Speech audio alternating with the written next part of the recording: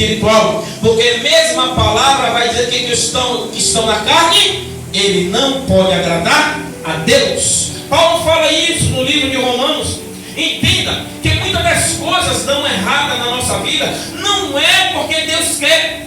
Entenda que o seu projeto, o projeto de Deus para você, em todas as áreas, financeira, sentimental, saúde, familiar, é para que seja bem sucedido, é para que tudo venha dar certo. Deus, aliás, quando você nasce, segundo o livro de Salmo 139, ele vai dizer que você ainda, como era uma substância sem forma, ele já ia escrevendo acerca de ti no livro dele. Imagina o que Deus vai escrever acerca de você. Você pode até me confrontar e dizer que Jesus Cristo disse, que no mundo teríamos aflições, é óbvio, mas ele mesmo acrescentar e dizer que ele venceu o mundo. E é por causa de mim e de você. Estamos em meio a igreja meio confusa, uma igreja cheia de dúvida, que não sabe como é que Deus vai operar, não no templo em tijolo, não, mas no templo do Espírito Santo. Há muita gente ainda, mesmo aceitando Jesus, algumas pregando, algumas louvando, algumas exercendo algum cargo, estão perdidos e têm uma vida de derrota e um testemunho de um Cristo que não dá vitória. Pode ver aí nas redes sociais quantas pessoas estão ridicularizando o nosso Deus. E por que essas coisas acontecem? Acontece simplesmente por causa de uma questão. Porque você pode estar presente, mas se Deus estiver ausente, nada acontece na sua vida. Nada vai acontecer. E eu quero fazer uma leitura, eu quero que você acompanhe, não fica preocupado não. Abra sua Bíblia no livro de 1 Samuel, isso, capítulo número 2, que eu quero começar a ler com você, para você entender o contexto da história e chegar lá aonde a arca, retornar a adoração. Aqui o livro de 1 Samuel, período ainda de juízo, você sabe disso, né? E sendo o período de juízo, o juiz aqui era Eli. Aqui tem três personagens que você conhece: Ana, Elcana e Penina, o qual vai ser gerado, quem vai ser gerado? Samuel. Entenda que no 2 vai dizer: entretanto, os filhos de Eli eram ímpios e não se importava com o Senhor. Presta atenção, Eli era um sacerdote. Eu vou lhe falar aqui da composição de uma igreja e de uma nação, o qual era para ser vitoriosa. Eli, o juiz, o sacerdote, os auxiliares, os seus filhos, Ofni e Finéias. Entenda que a Bíblia mesmo vai dizer que eles eram ímpios. Aqui havia o templo, aqui havia os levitas, havia adoração e sacrifício. Todas essas coisas aconteciam naquele contexto. E lá no 17 vai dizer, sendo assim, o pecado desses jovens era muito grave aos olhos do Senhor, porquanto tratavam com descaso a oferta trazida ao Senhor. Ele diz o seguinte: quando ia ao sacrifício, o sacerdote, todo mundo pegava suas carnes e cozinhava na panela e levava para onde levava para poder ser queimado a gordura, segundo o livro de Levítico. Eles faziam tão descaso com a oferta do Senhor que os auxiliares, ele colocava justamente o garfo e pegava o que era dele, o que vinha era dele. E os homens, olha, deixa ao menos queimar a gordura para o Senhor. E ele não se importava em primeiro que o sacrifício fosse para Deus, para depois vir para ele como bênção. Era essas pessoas que estavam administrando a vida espiritual de uma nação, de um Deus de vitória. Amém? Amém. Esse contexto ele vai trazer um dano justamente aqui. Esse pecado, ele havia ali um sacerdote presente, mas com a ausência de Deus. Outra coisa, havia juiz presente com a ausência de Deus, havia festividade com a ausência de Deus. Festividade com a ausência de Deus. Amém? Deixa eu lhe falar uma coisa. Havia a Páscoa judaica, que é lembrado o quê? Que lembra a libertação do povo do Egito. Libertação com a ausência de Deus continua sendo escravidão. Não adianta lá de você vir para culto de libertação, você vir pular, você vir gritar. Não adianta você vir celebrar a festa da libertação se você ainda é cativo. Se Deus não te vê, não há corrente que se quebre. Não há nada que ele possa fazer se o Deus da libertação ele não tiver presente. Essa Páscoa aqui é inválida, sabe por quê? Porque é uma festividade com a ausência de Deus. Posso ouvir um glória a Deus aí? Amém? Amém. E havia também o Pentecoste, que era uma celebração de agradecimento a Deus pela colheita. A festa do Pentecostes fala só de 3 festas, não fala 3 festas. Como é que a ausência de Deus pode se colher alguma coisa? A igreja anda cansada, fadigada por trabalhar demais e não ter a colheita esperada. Não tem isso, traz o que? Desfalece a fé. Tem muita gente fazendo festividade e orando a Deus porque o Senhor não respondeu a minha oração. Deus, porque cadê a colheita da minha lágrima? Tem muita gente cansada, tem muita gente entristecida. Sabe por quê? Porque não existe colheita sem a ausência do milagre de Deus no plantio. Você pode ter uma semente pequenina, mas se Deus ele chegar, você vai colher 100 por 1, porque a colheita ele vem de Deus. Só que dá resposta é Deus. Aleluia. Aleluia. Amém.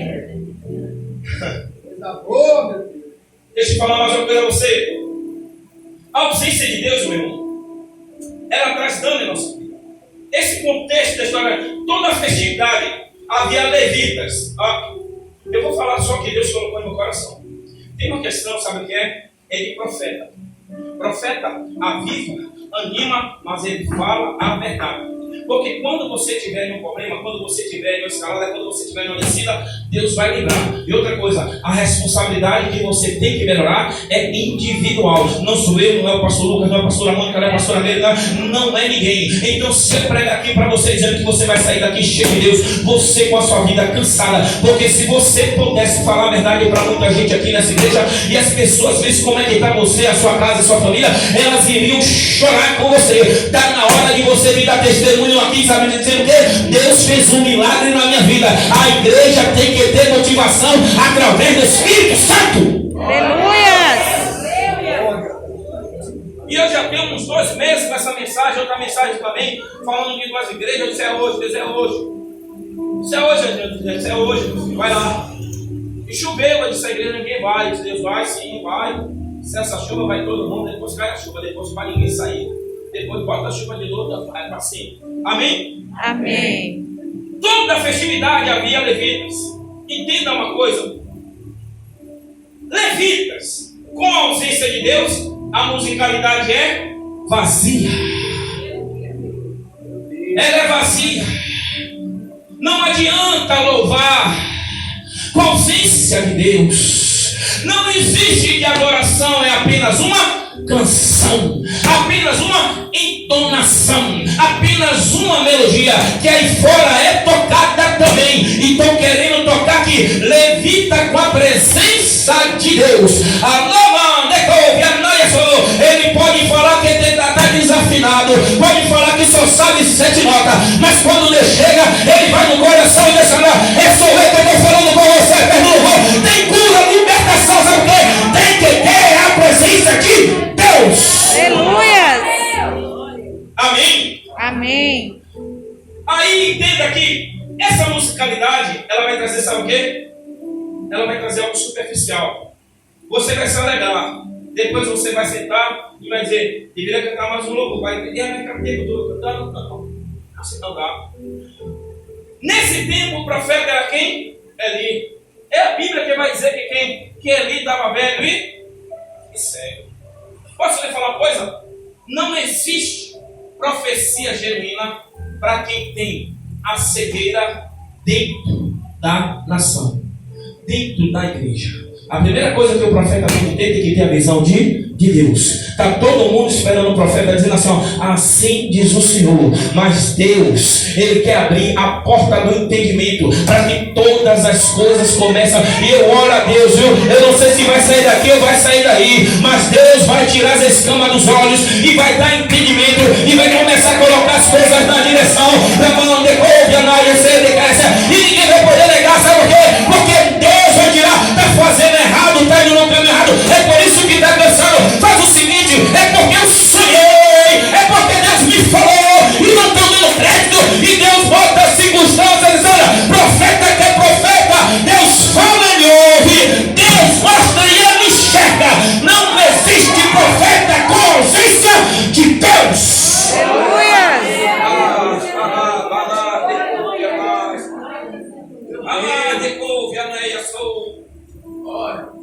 E aí nós vamos. E havia sacerdotes.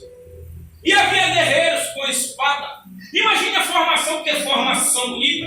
Imagine no dia da festividade. Imagine num tempo de guerra. Todo mundo corre para pegar arca. Aí eu tenho que pegar arca para ir na frente. Quer pegar arca, que é muito boa. Aí eu vou levar essa arca. Agora, bota aquela veste. E aquele louvor. E com todo aquele. Toda aquela apresentação. Está faltando.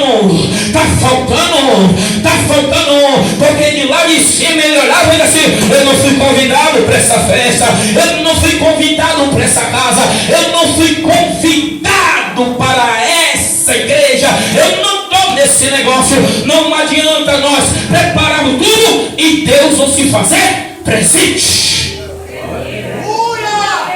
Glória! Meu Deus! Porque sem Deus é apenas uma aglomeração. Verdade! A diferença é que a aglomeração dizem que é em nome de Jesus. Porque se Jesus estiver presente, meu irmão, aprenda uma coisa. Tem que acontecer alguma coisa na sua vida. Aleluia! Que descaso é esse? Meu Deus! Eu não aceito, eu fico incomodado. Eu chegar para a pessoa, você tem quanto tempo de crente? Eu tenho 5, 10, 15 anos. E não muda nada. E eu vou lhe falar algo. Não é igreja, não. E vou lhe falar algo mais sério ainda. Às vezes não é a pessoa. Porque ela tem o coração voltado. Ela quer buscar, ela quer entender. Ela quer se libertar. A questão é porque a ausência de Deus em quem ministra, administra, em quem louva e quem faz o sacrifício, não pode ser gerado mais nada na vida de ninguém. Porque eu gero segundo o que eu quero. Mas quando for gerado aquilo que Deus quer, vai haver mudança e milagre. Não aceite o conformismo. Não fique conformado, não. Esse negócio de você... E outra coisa, você na ausência de Deus vai pro inferno. Glória! Meu Deus! Então tem que ter a presença. E se você se habituar muito tempo assim, quando for tirar e não dá, faz cara feia. Não, estava tão bom. Estava tão bom o quê? Me mostre o benefício da ausência de Deus. Que eu saio da igreja. Me mostre o benefício sem o meu Jesus. Glória! Aí eu não quero, porque habituados, Meu Deus! mal criados, Oh! indisciplinados, sujeitos às suas paixões. E quando Deus chega e fala, e sabe como deve fazer, mas não faz, que é com a sua própria glória, carnalidade. Glória! E Aleluia! Deus estava ali em cima dizendo, eu estou querendo fazer chamar. Tem uma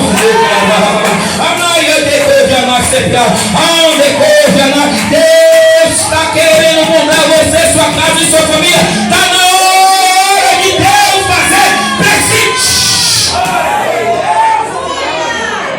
Não existe um casamento feliz com a ausência de Deus. Eu não gosto mais dele, eu não gosto mais dela, eu não sei o que é dele, para presente de Deus. Aí se preocupa e faz tudo, nem Deus. Não existe libertação da casa, não existe porta de emprego, não existe nada. Eu vou lhe falar uma coisa que muitas pessoas falam. Tem muita igreja que está comendo as migalhas e o pão da vida está preparado. Quem te dizendo, é isso que você precisa. Amém? Amém. Glória. E mais assim, ó. 1 Samuel 4, assim. Ah, meu Deus do céu, amém. Eu vou falar rapidinho, acho que dá tempo. Diz assim, ó. 4:12, acho que é 4:12, se eu não estou bom. Diz assim, ó.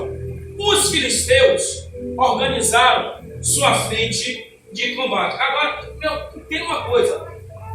Não é a nação de Israel que está indo para a guerra, não. É os inimigos que estão indo para a guerra. Agora olha só a igreja que os inimigos vão pegar. Profeta cego, louvor sem ausência de Deus, homens com espada, com tudo isso fazendo festa, e Deus da vitória não está lá. É por isso que o inimigo olha assim, olha, Deus não está nesse negócio.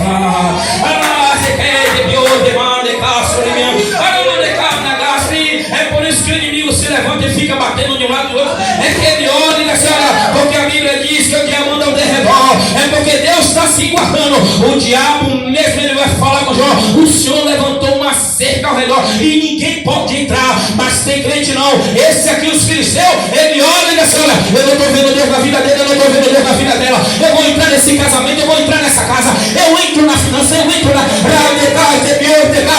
Não dá para ir para a guerra com a ausência de Deus.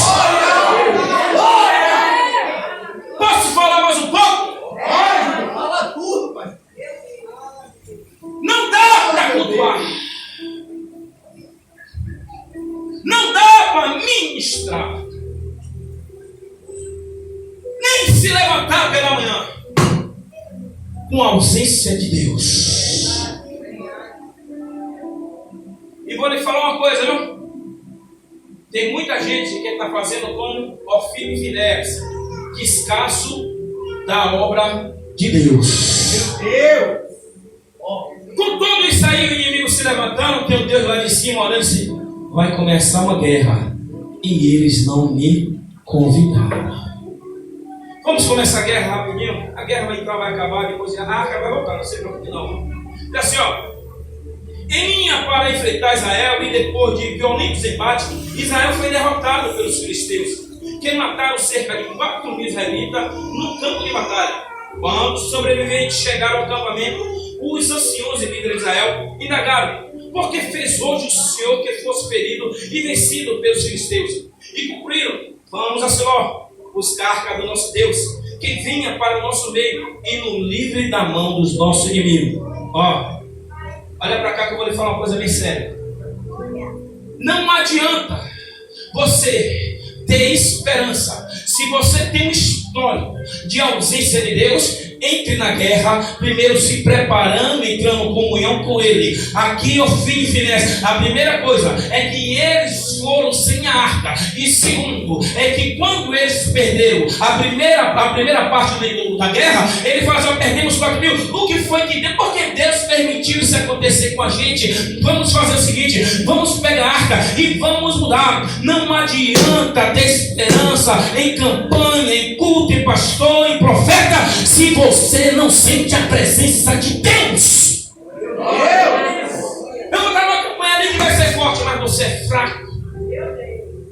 Eu vou estar naquela campanha que todo mundo pula, mas você não sente nada. Chega em casa, você não ora, você não jejua, você não busca, você não lê, você não faz nada. É bem capaz de você chegar em casa e ter a sua primeira derrota, e você vai dizer: porque Deus fez isso comigo. Vamos fazer o seguinte para ver se melhora. E eles vão ter uma ideia. E qual é a ideia?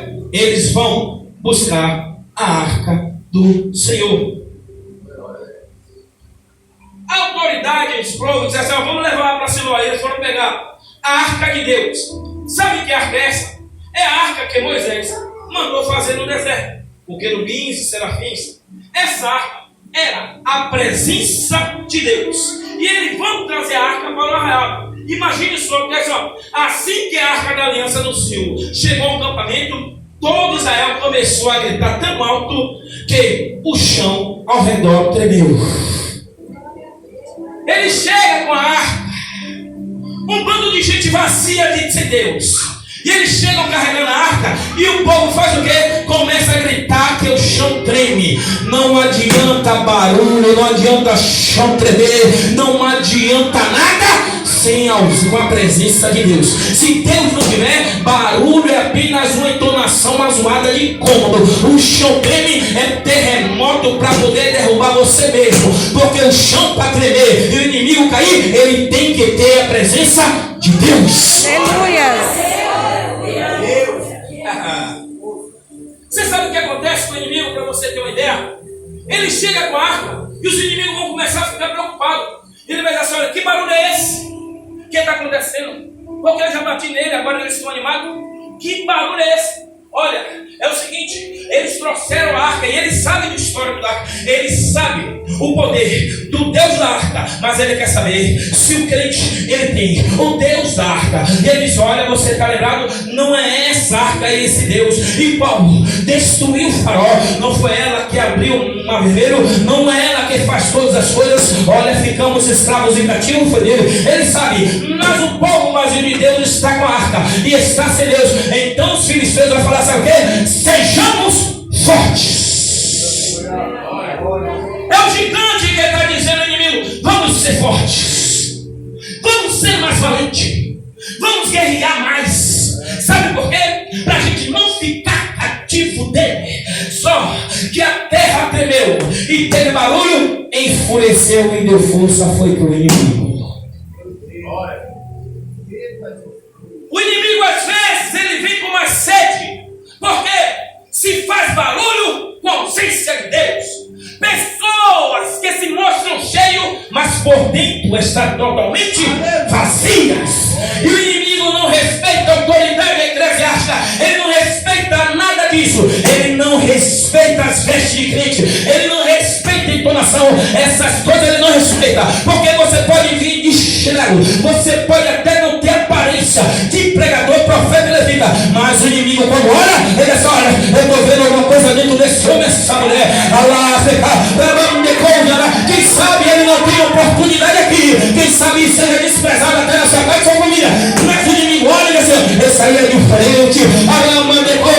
É fácil, que quando ele vem assim, é vazio tudo ao seu redor, mas dentro dele ele está cheio, ele está cheio. Eu estou vendo Deus na vida, é chamado, eu cresço Deus na vida dele. Amém? Assim os filisteus partiram para a luta de Israel. E ele vai ganhar. Começa uma guerra sem Deus, é derrota. É daí que a arca vai cair, não se preocupe não, para a gente ser recuperado. Amém, irmãos? Vocês estão entendendo? Quem está entendendo, diga glória a Deus. Glória a Deus. Deus me dá essas mensagens, eu fico escrevendo, eu fico dizendo: Deus, eu vou pregar. Vou pregar. E assim, ó. Naquele mesmo dia, um homem de Benjamim correu da guerra e veio trazer a notícia. Olha só. Quando ele chegou, ele estava sentado. Ó, ele chega para dar a notícia, todo suado, cheio de terra. E ele chega para a notícia e fica assim, ó. E aí o que foi que aconteceu? O diabo deixa um para contar a história de derrota, a história da vergonha. Não tem sempre aquele escândalo que você pensa que fez e ninguém soube? Sempre o diabo deixa um para poder falar e noticiar. Não há nada oculto de Deus, amém? Amém? Mas as coisas que o diabo faz, ele escreve e usa um para noticiar. Quem mandou ir para a guerra pensando que era crente, pensando que era cheio do poder de Deus? Não é assim. E ele vai entrar e vai dizer assim, ó. E ouvindo o clamor do povo de longe, perguntou: que alarido é esse na cidade? Ele está vendo o barulho, mas ele é cego. E todas as coisas que ele sabia assim, ó. E o homem lhe deu a notícia: Israel teve que fugir dos filisteus. Ofni e Finéias, está lembrado que eles não se importavam com a devoção a Deus? Eles foram mortos. E assim, em que ele começou a falar, o que acontece? Acontece que ele morre. A nora dele tem um filho imortal. E acabou-se. Foi a glória de Deus. Agora vai viver sem a arca. Como é que faz para a arca voltar? A primeira coisa que eu quero chamar você a atenção aqui é uma coisa muito séria. Quando a arca é retirada de uma forma brusca, vai ter sacerdotes que eles já estavam mortos e não sabiam. Porque a arca é a presença de Deus na vida do sacerdote. Aquele ali ele precisava morrer, mas espiritualmente já estava morto. Ofni e Finéias, os seus auxiliares, também morreram. Sabe por que morreram? Porque todo mundo que despreza as coisas de Deus estão mortos espiritualmente. Amém? Amém. Só que nesse meio termo, está nascendo no capítulo número 1, um menino chamado Samuel. Oh glória! Samuel ele vai crescer com péssimas referências. Imagine Samuel, menino, crescendo, e ele olhando para Ofni e Finéias e tendo que aprender com Ofni e Finéias. Imagine ele olhando para ele, e eu imagino ele olhando a festividade. Mas tem uma coisa que me chamou a atenção no 3, Samuel era ainda menino, mas continuava a dormir ao Senhor sob a direção de Eli. Naquela época, naquela época Deus falava escassadamente, muito pouco com seus filhos. Certa noite, Eli, cujos olhos estavam cegos, que já não conseguia enxergar, estava deitado em um lugar. Samuel dormia na tenda separada de Javé, onde ficava a arca da aliança, e a lâmpada de Deus ainda estava acesa. Tudo acontecendo errado. Eli cego, Ofni e Finéias. E aonde é que estava Samuel? Samuel dormia justamente próximo da onde? Da arca de Deus, e a lâmpada acesa, porque Deus estava vendo tudo errado. E assim, olha, pela onisciência, ele sabia que tinha que gerar alguém com a visão diferente, e Deus tinha que falar com alguém, e Deus estava escolhendo justamente para falar aquele que estava descansando próximo da arca. Porque Samuel dormia na arca, aqui pertinho da arca. E quando ele dormia perto da arca, tinha pessoas que desprezavam a arca, desprezavam a presença. Mas Samuel não. Samuel pegava e falava: eu vou descansar aqui. E uma certa noite Deus tinha que falar com Israel. Ele olha de um lado, olha do outro. Ele vê sacerdote, ele vê levita, ele vê soldado, capitão de guerra. E ele diz: eu não posso falar com ele. Mas ele olha para um descansando perto da arca e ele grita: Samuel, Deus só vai falar com aquele que descansa na arca de Deus. Aleluia! Aqui é um estado que Deus vai preparar alguém para recuperação, porque a arca vai ser perdida na casa da família de Israel. E Deus está dizendo assim: eu vou lhe falar uma coisa que faz com que seu coração não descanse perto da arca. Às vezes você quer fazer tudo, às vezes você quer resolver tudo, às vezes seu coração está cansado e sobrecarregado. Por quê? Porque tudo que você tem feito cansou, e a arca está ali no dia em que você apenas reclinar sua cabeça diante da arca. Deus vai dizer para você: eu estava te esperando aqui, vai chamar você pelo nome e vai dizer o que é que vai acontecer na sua vida. Ele vai livrar você, vai levantar você e vai dizer: eu estava aguardando você aqui. Você está cansado, sobrecarregado, você está chorando e sem direção. Depois eu não faço tudo que você assim fez, pensando no que iria descansar, trouxe mais um cansaço. Mas Deus nessa noite está dizendo: descansa na arca, descansa, porque eu não quero perder você nessa guerra, eu não quero perder você nessa fusão, eu não quero perder você diferente.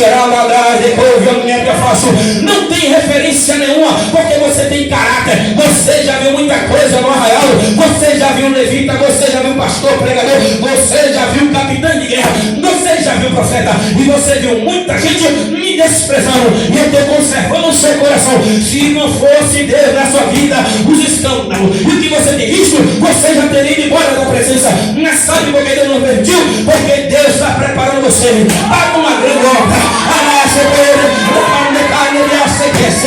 Deus está conservando você.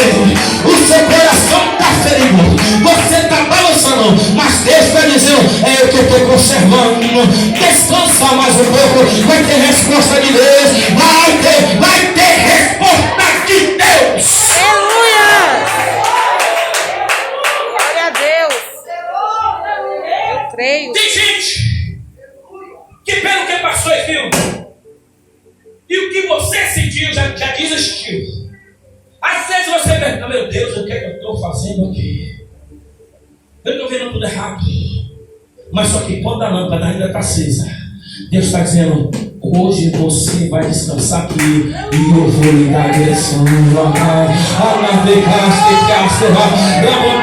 Eu vou dar direção a você.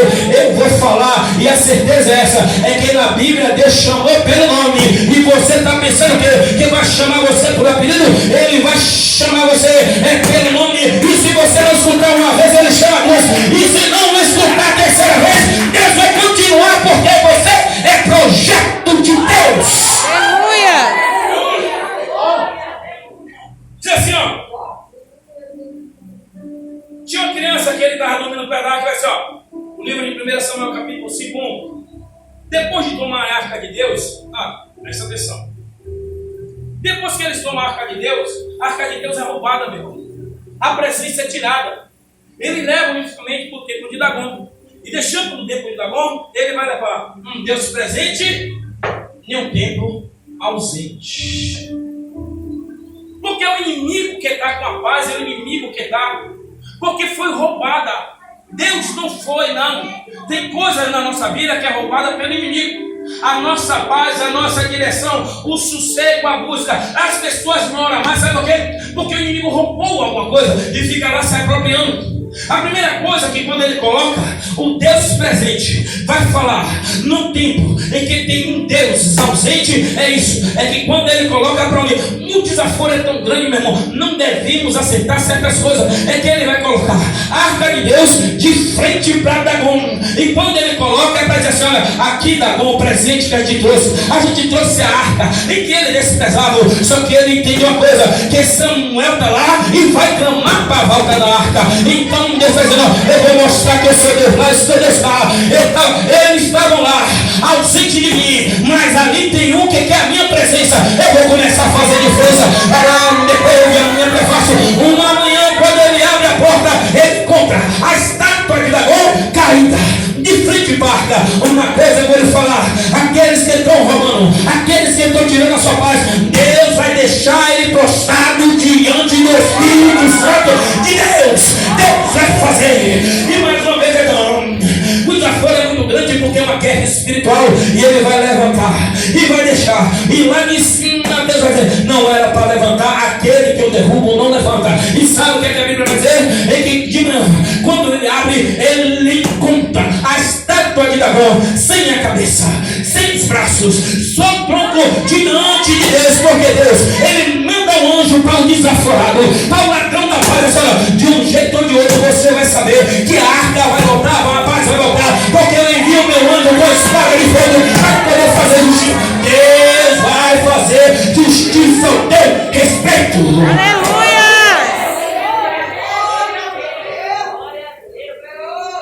Aflige ele com doenças. E ele diz: o que é isso? É a mão de Deus. Vamos devolver. Vamos devolver. E eles devolvem a arca. Interessante que depois que ele devolve a arca fica 20 anos em Kiriat Jearim. Ele fica e diz que lá todo mundo foi prosperado. O primeiro sinal que Deus vai mostrar em que vai acontecer coisa na sua vida é aquele que guardou algo que é seu. Deus vai te prosperar lá, mas não fica lá não, viu? Porque Deus está dizendo: aí tem dono, tem direção, viu? Aí esse filho de dono, essa filha de dono, tem dono essa casa, essa família, essa unção tem dono, tem dono também, mas está longe, está perdendo. Deus está dizendo: está perdendo não, eu estou guardando, eu vou devolver, porque é projeto para o meu filho, é projeto para a minha filha. A paz da sua casa vai voltar. Você vai voltar a ter paz. A arca vai voltar. Você vai se levantar com Deus. Você vai estar dando testemunho. E todo mundo vai saber que Deus é na sua vida. Samuel já é um homem. Aquele menino agora é um homem. E a Bíblia diz que ele vai chamar todo o povo para fazer o sacrifício. Presta atenção. Agora não é um sacerdote cego. Agora não são auxiliares que fazem esse caso. Agora é um que cresceu na diversidade, conhece Deus, porque descansava diante da arca, que está dizendo: agora eu sei para que Deus me levantou. Prepara, prepara que eu vou fazer o sacrifício. Sabe o que eu quero falar para você? É que Deus vai levantar um homem e uma mulher diferente para fazer um sacrifício diferente. Olha para o irmão que está do seu lado, cara, é você, crente. Isso. É você. Samuel cresceu perto da arca. Ele não cresceu em meio da batalha. Samuel cresceu perto da arca. Ele não cresceu em meio à festividade. Samuel, quem sabe, era escolhido e ficava olhando tudo de longe. Mas Deus não estava bem perto de Samuel. A ausência estava no arraial, mas o cuidado de Deus era com Samuel. Então, quando precisa, para mudar a situação, Deus tem que fazer um sacrifício. Eu vou escolher quem? Eu vou escolher aquele que descansou, aquele que se preparou, aquele que pode clamar. Vai ter uma oração diferente para trazer restauração. Vai ter uma oração diferente para poder ter libertação. Vai ter uma oração diferente. Ah, mas o sacrifício para você vai ser adoração, porque Deus preparou você é para essa ocasião. Aleluia. Deus preparou você. E Samuel pega no ouvido e prepara. Entenda que assim que é Samuel, ele vai preparar, sabe o que acontece? Os filisteus se levantam. Deixa eu dizer uma coisa para você, crente. Quando você for preparar esse sacrifício, o inimigo vai se levantar e vai dizer: eles estão se levantando. Aí eu vamos bater mais uma vez. E lá em cima tem um Deus que está dizendo: mas só quem está fazendo o sacrifício não é um cego, não. Quem está fazendo o sacrifício é um escolhido. É que o inimigo não viu que antes de você se levantar, o quanto você orou, o quanto você jejuou, o quanto você renunciou, o quanto você chorou, o quanto você sofreu em silêncio. E Deus está dizendo: foi eu que mandei preparar, foi eu, porque vai ter resposta do céu através do seu sacrifício. Presta atenção, crente, essa luta não é em vão, essa batalha não está perdida, porque Deus escolheu e separou você para poder a arca voltar para esse lugar. E ele começa e o povo vem. E assim que o povo vem, sabe o que acontece? O povo vai fazer algo que é impressionante. O povo vai tirar estatuetas de Astarote, de Baal. Ele estava servindo a Deus vazio, mas estava cheio de coisas de filisteus. Cheio de coisas de filisteus.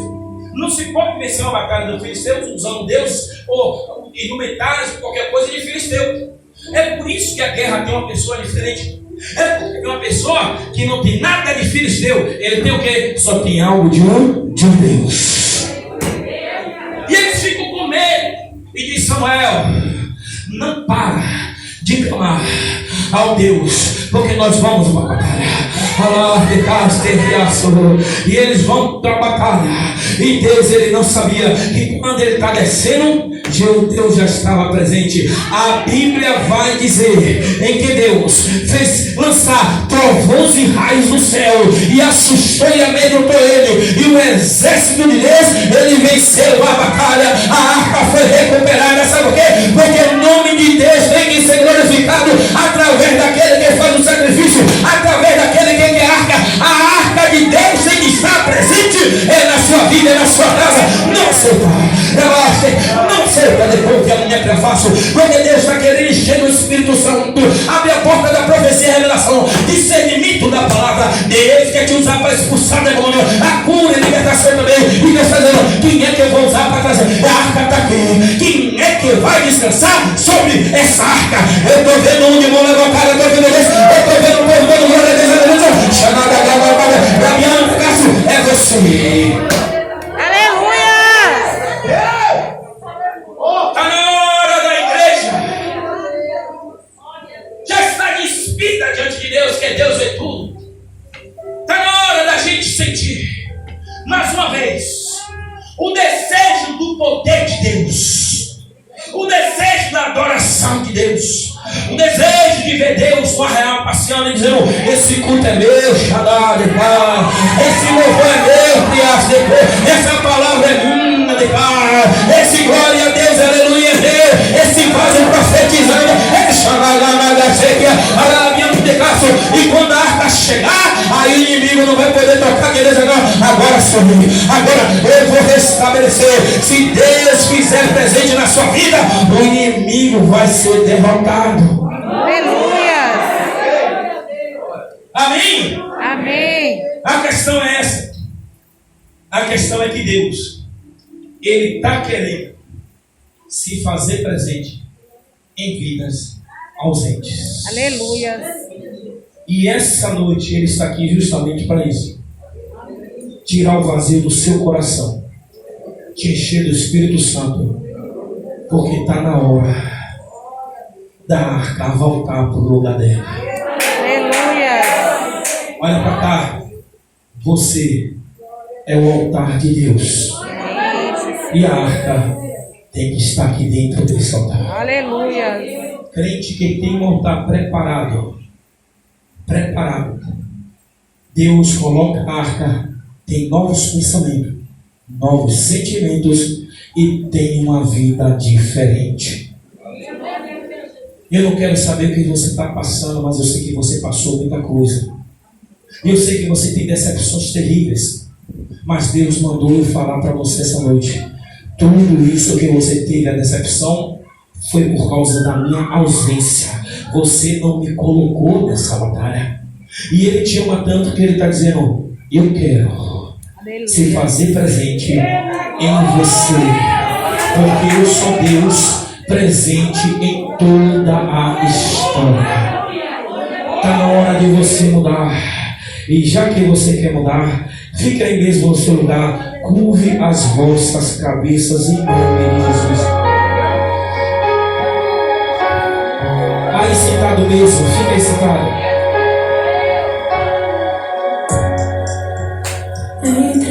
Eu quero que você ouça essa canção. Feche a porta. Chegou a hora de Feche seus olhos, não fique de olhos abertos, não. Fique de olhos fechados. Chega de ausência de Deus, meu irmão. Chega de sofrimento na sua vida sentimental. Essa sua vida sentimental sofrida, meu irmão, esse coração é de Jesus. Chega de ouvir tanta calúnia. Chega de ouvir coisas que você não suporta mais. Chega, chega. Eu sei que você tem visto uma das coisas. Deus está querendo te mostrar as boas novas. Eu vejo pessoas que ninguém está dando crédito, mas está sofrendo pelo ministério, sofrendo pela família e pelo projeto. Deus não esqueceu de você. Deus está mandando falar para você, sabe o quê? Porque sabe que você fez por amor, você fez para guardar e proteger. E nessa noite Ele está dizendo assim, ó, pode chorar,